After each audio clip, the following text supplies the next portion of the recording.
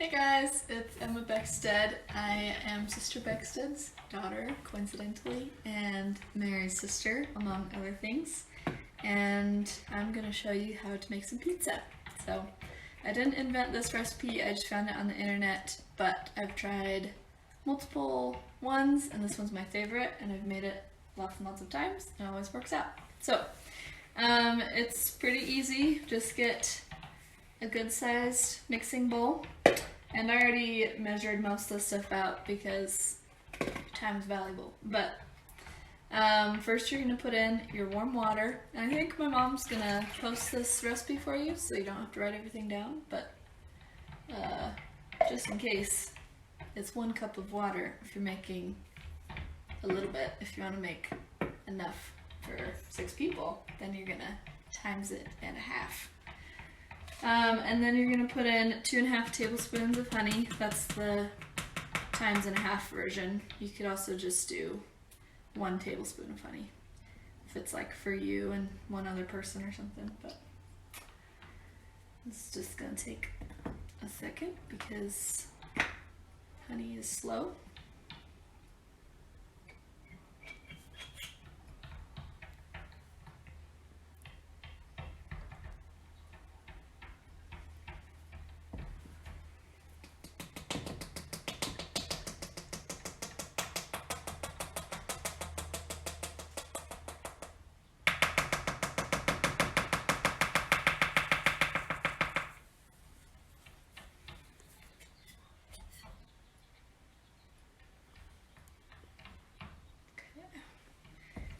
After you put in the honey, you're going to put in the same exact amount of olive oil. So 1 tablespoon for the regular recipe, and then if you're timesing and halving it, whatever the correct term is there, you're going to put in 2.5 tablespoons.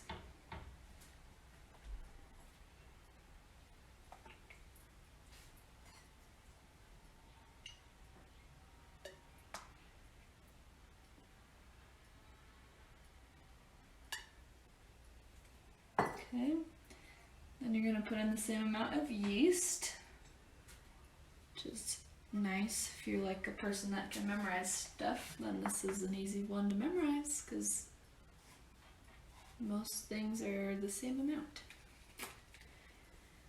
Then you're going to put in 1 teaspoon of salt for the regular recipe, 2.5 if you're making a lot like me.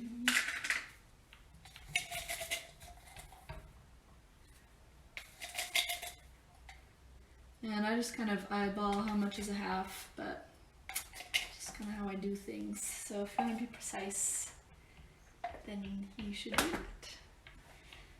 that. So once I have all that and I just kind of mix it up, the yeast kind of like gathers on the side of the bowl sometimes, so I just scrape it off and make sure it all gets mixed up. You can also make this, if you have one of those Bosch or like KitchenAids or something, you can make it in there.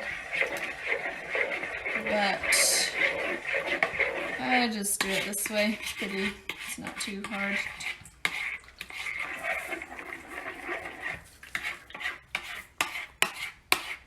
Yeast kind of gets in little clumps sometimes too, so just break those up. Okay, so that's pretty well mixed up. It doesn't have to be perfect because you're still gonna manipulate the dough quite a bit more. But once you have all of the liquidy stuff plus the salt, once you have everything in there except for the flour, it's time to put in the flour. So I just put in, I have all of it measured out that I need right here. But sometimes it's a little variable, so you kind of play it by ear. I usually put in about 1/2 a cup or a cup in at a time because it's easier to stir in a little bit and then keep adding it, and that way you'll also kind of notice when you have enough flour and you don't need any more. So you can, obviously that's like not even close to enough because it's still like soup, so we're trying to get it to be a solid mass.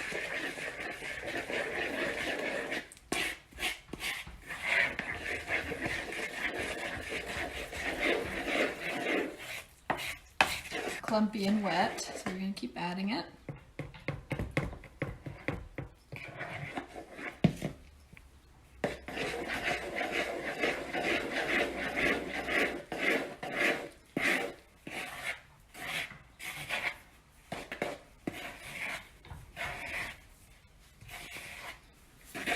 So it's starting to get a lot thicker, which is good.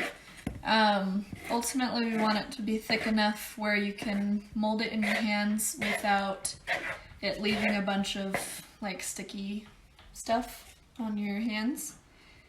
So we're gonna keep adding flour.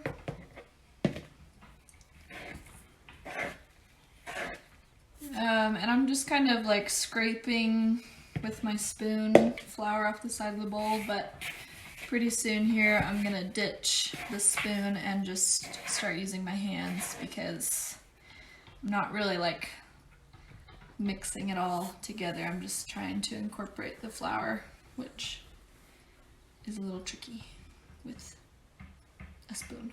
So I'm just gonna use my hands. Make sure you wash your hands, by the way, preferably before this moment. That goes for now and all the time, even when there's not a worldwide infectious disease. Always good to wash your hands. And put in some more flour. And it's getting pretty close. You can kind of tell it looks like dough now, but when I touch it, it leaves sticky dough on my hands. So we are gonna keep adding flour. Also, hopefully none of you are like professional bread makers or something who actually know a lot more about this than I do. I just kind of play it by ear and do what feels good, but I keep adding a little bit more. It usually works out, so. Ooh.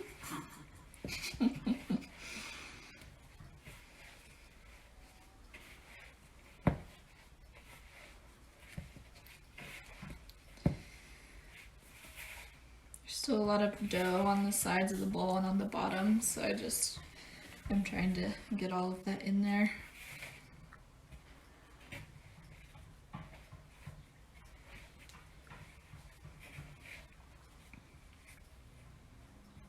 And there's still quite a bit of sticky parts, so I'm just going to keep adding in dough.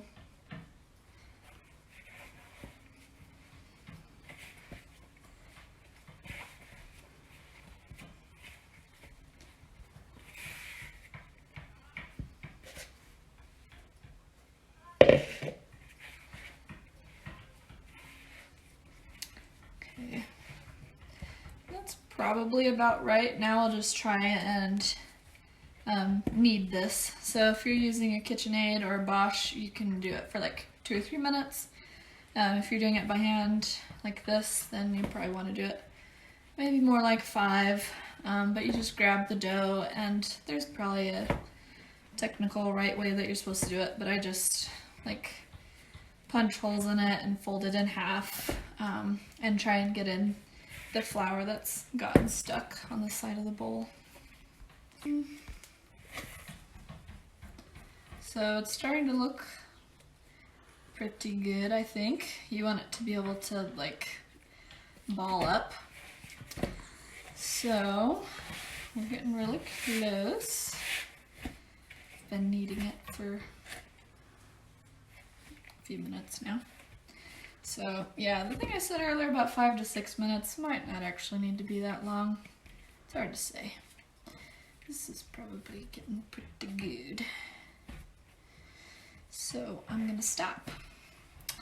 And it depends, you know, if you want to make like a few larger pizzas, or more smaller ones. I usually make like 4 medium-sized ones with this because we like to make lots of different flavors, that kind of thing. So basically I'm just gonna try and approximately tear this in half.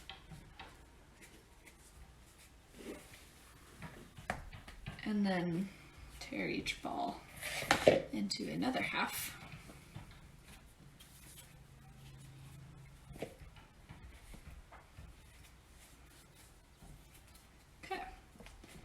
those don't look the same size, but that's okay. Alright, so next we just kind of let these rest. So I'm actually going to put them back in the bowl. But I'm going to kind of make them look a little more pretty.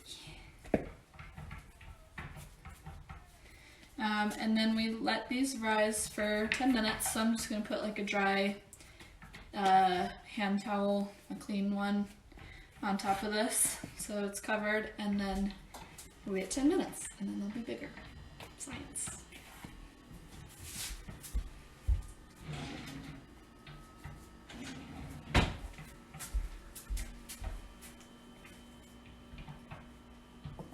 Regular tomato sauce, and I just spoon it on in a couple different places with a regular old spoon, and then spread it around.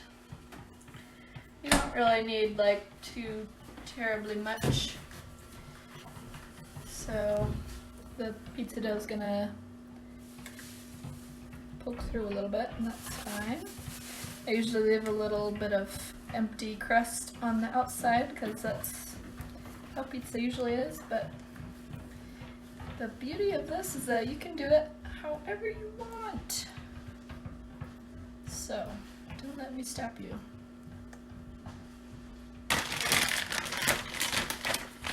Okay, you're gonna want to be pretty generous with the cheese because it's really good.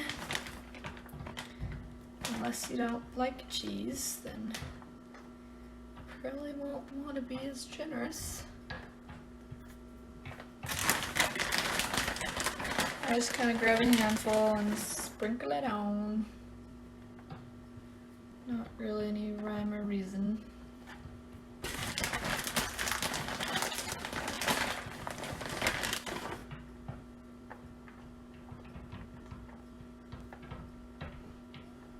Okay, that seems like it's probably about good. I'm just gonna put on the pepperonis. I'm just gonna start in a corner and go clockwise, and I think it's good if you put on.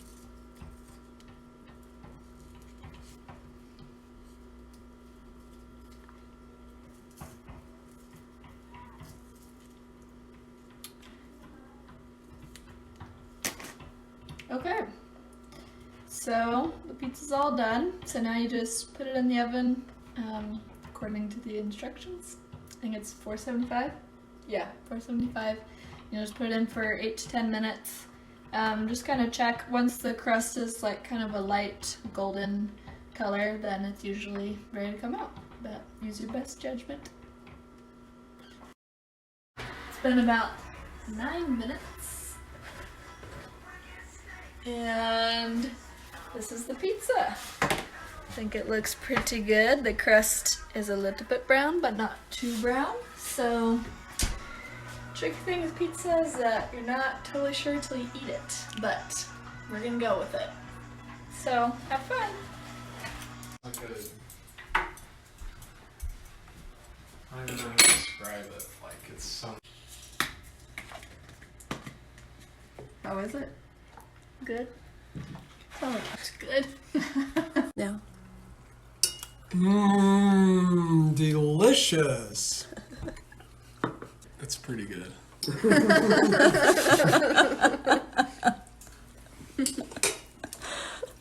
Okay, so you can do any kind of toppings that you want. This one, we did the same tomato sauce with the cheese, but then we put bacon and jalapenos on it.